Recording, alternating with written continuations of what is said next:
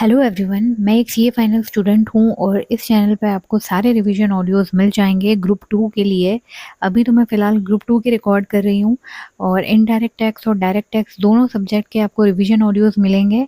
और मैं आपको ये पहले ही यहाँ पे बता रही हूँ कि ये रिवीजन ऑडियोज़ उन्हीं स्टूडेंट्स के लिए फ़ायदा करेगा जिन्होंने पहले ही एक बार पढ़ रखा है। अगर आपने बिल्कुल भी नहीं पढ़ा है तो फिर ये रिवीजन ऑडियोज़ कोई मतलब के नहीं है। ये रिवीजन ऑडियोज़ सिर्फ एग्ज़ाम पॉइंट ऑफ व्यू से इम्पोर्टेंट है कि लास्ट में आपको फटाफट रिवाइज करना है, उसके लिए ये चीज़ें काम आएगी।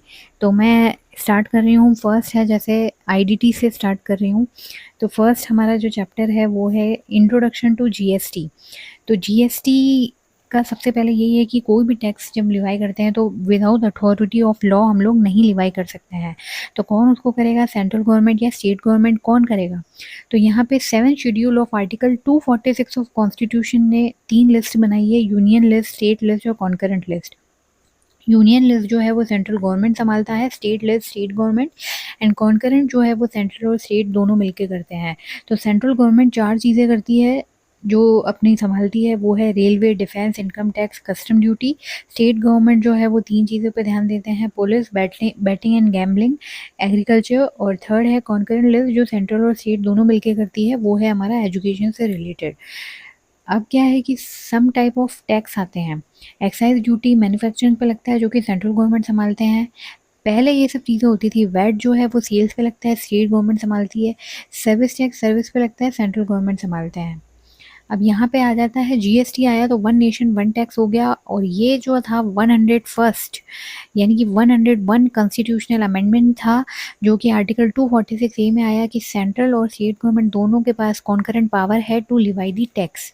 तो ये हमारा जीएसटी का कॉन्सेप्ट था, डुअल जीएसटी कॉन्सेप्ट। फिर सेकंड हमारा आ जाएगा आर्टिकल 269 ए। आईजीएसटी हमारा लगेगा। आईजीएसटी मतलब इंटर स्टेट सप्लाई पे जो है वो कलेक्ट कौन करेगा? सेंट्रल गवर्नमेंट करेगा, लेकिन अपोर्शन दोनों में होगा, सेंटर और स्टेट गवर्नमेंट में। तो ये सब आगे हम लोग पढ़ेंगे कि इंटर स्टेट और ये सब क्या है। फिर जीएसटी क्या है? Value added tax levied on supply है, मैन्युफैक्चर और सेल और गुड या प्रोविजन ऑफ सर्विसेज पे। जीएसटी डेस्टिनेशन बेस्ड टैक्स है जिसमें कि state goods and services are consume that state government would get the GST. तो इंट्रा स्टेट और इंटर स्टेट सप्लाई होती है। तो इंटर स्टेट तो आप समझ जाएंगे कि supply between states and different union territories.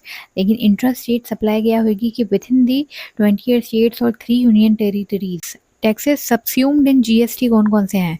तो सेंट्रल टैक्सेस जो है, central excise duty, additional excise duty, service tax जो था, excise duty under medicinal and toilet preparation act 1955, CVD, special CVD, central sales tax, central sales tax, central surcharge and cess, ये सारे जो भी हैं वो सारे के सारे जीएसटी में आ गए हैं। तो ये सेंट्रल टैक्स थे। और स्टेट टैक्स भी आ चुके हैं जीएसटी में, जैसे कि entertainment tax, tax on lottery, betting, gambling, entry tax भी आ गया, VAT, sales tax, luxury tax, tax on advertisement.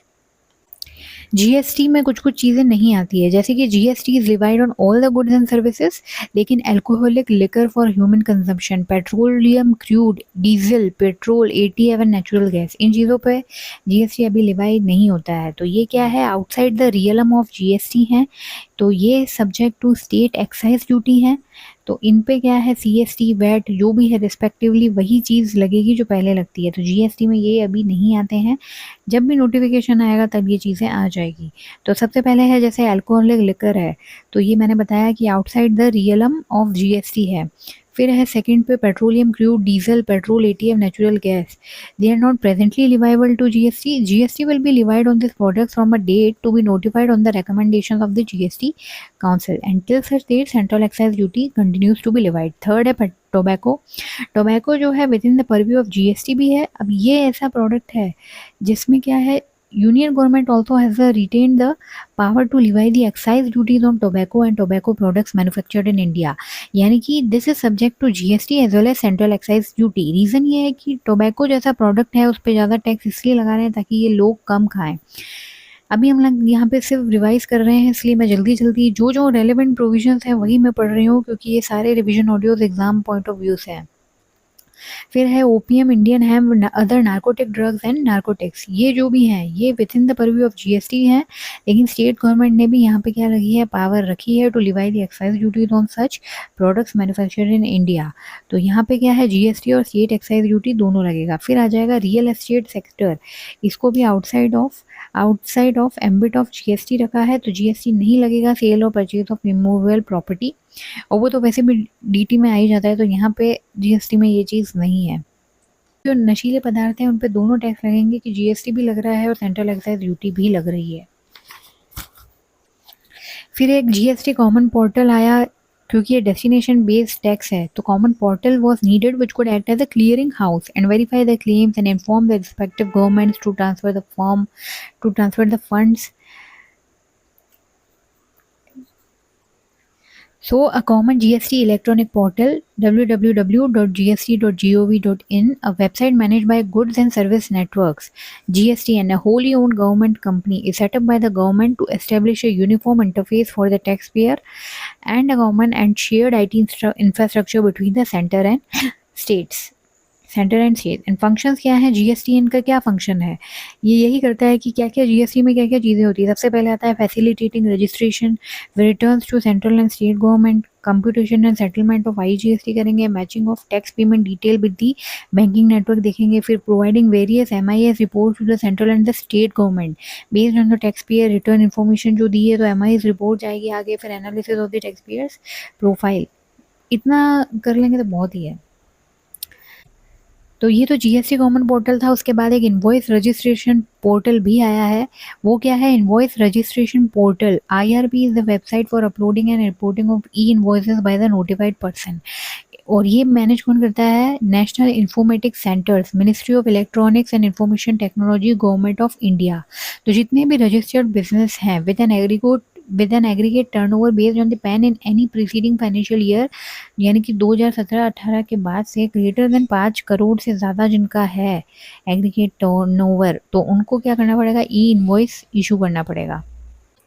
उसके बाद है जीएसटी कंपेंसेशन सेस। ये क्या होता है, that is at GST compensation cess at a specified rate is impose under the GST cess act 2017। और ये किस पे लगता है, specified luxury items, demerit goods, यानी कि वही paan masala, tobacco, aerated waters, motor cars on the value of the taxable supplies. तो यहाँ पे ये चीज़ लगता है। और ये किस पे लगता है, दोनों पे लगेगा, intra state supplies and inter state supplies with a view to provide for compensation to the states को कंपेंसेशन दिया जाएगा for the loss of revenue on account of implementation of the GST. तो पहले तो ये हमारा क्या था, 5 ईयर्स के लिए ही हमने इसको लगाया था अप टू 30 जून 2022, लेकिन अब हमारा जो है वो 31 मार्च 2026 तक ये हमारा लगेगा GST compensation cess. GST council में कौन है कि president empowered to form the GST council, जिसमें कि क्या है, यूनियन फाइनेंस मिनिस्टर भी आ जाएगा जो हमारा चेयरपर्सन होगा, और बाकी सारे मेंबर्स होंगे, जैसे यूनियन स्टेट फाइनेंस मिनिस्टर आएगा, और हर स्टेट से क्या आएगा, या तो फाइनेंस मिनिस्टर आएगा और नॉमिनेटेड मिनिस्टर। हर स्टेट से क्या आएगा, फाइनेंस मिनिस्टर और नॉमिनेटेड मिनिस्टर, जो कि क्या होगा, मेंबर होगा। तो मेंबर यूनियन स्टेट से भी होंगे और हर स्टेट से भी होंगे, और चेयरपर्सन जो होगा वो कौन होगा, यूनियन फाइनेंस मिनिस्टर। तो जीएसटी काउंसिल का क्या काम होता है, रेकमेंड करता है कि टैक्स रेट कौन सी लगानी है, कौन से गुड्स एंड सर्विस को एग्जेम्प्ट करना है, क्या टैक्सेस हैं जो सबस्यूम्ड इन जीएसटी होंगे, क्या प्रोडक्ट्स को जीएसटी लगाना है, स्पेशल कैटेगरी स्टेट्स की क्या है, थ्रेशोल्ड क्या है, और स्पेशल कैटेगरी ऑफ स्टेट्स आप आगे भी आपके काम आएगा, तो आपको क्या क्या नोट करना है। तो स्पेशल कैटेगरी में 2A है, 3M है। तो 2A से है अरुणाचल प्रदेश और आसाम, 3M से है मिजोरम, मणिपुर, मेघालय, फिर उसके बाद नागालैंड, त्रिपुरा, सिक्किम, और 3 और हैं जम्मू एंड कश्मीर, हिमाचल प्रदेश एंड उत्तराखंड। तो ये आगे के लिए जो हमारे चैप्टर्स हैं उनमें काम आएगा। तो अभी के लिए इंट्रोडक्शन में इससे ज़्यादा पढ़ने की ज़रूरत नहीं है। रिवीजन तो इंट्रोडक्शन के लिए इतना काफ़ी है एग्ज़ाम पॉइंट ऑफ व्यू से। अगर आपको ये वीडियो अच्छा लगा है तो आप मेरे चैनल को लाइक, शेयर एंड सब्सक्राइब कर सकते हैं, और इससे मुझे भी मोटिवेशन मिलेगा और आप कुछ सजेशंस भी दे सकते हैं कि रिवीजन ऑडियोज़ में और क्या इम्प्रूवमेंट होना चाहिए। मैंने जो बहुत इंपॉर्टेंट चीज़ें हैं एग्ज़ाम पॉइंट ऑफ व्यू से वही कवर करी है, तो ये जस्ट एक इंट्रोडक्शन चैप्टर था और जिन्होंने पहले से ही पढ़ा है उनके लिए बिल्कुल ईज़ी हो जाएगा। तो जस्ट ये गो थ्रू करने की ज़रूरत होती है हमारे को कि हम लोग को जैसे हम कभी भी बैठे हैं, तो उस टाइम पे हम ये रिवीजन ऑडियो सुन के हम लोग वो चीज़ें रिवाइज़ कर सकते हैं। अगर हमने पढ़ा होगा तो हमारे लिए बहुत ईज़ी हो जाएगा, तो रिवीजन ऑडियोज़ काफ़ी बेनिफिशियल होते हैं। तो थैंक यू सो मच ये सुनने के लिए और मिलते हैं नेक्स्ट ऑडियो जो कि मैं करूँगी chapter number 2 that is supply under GST पे।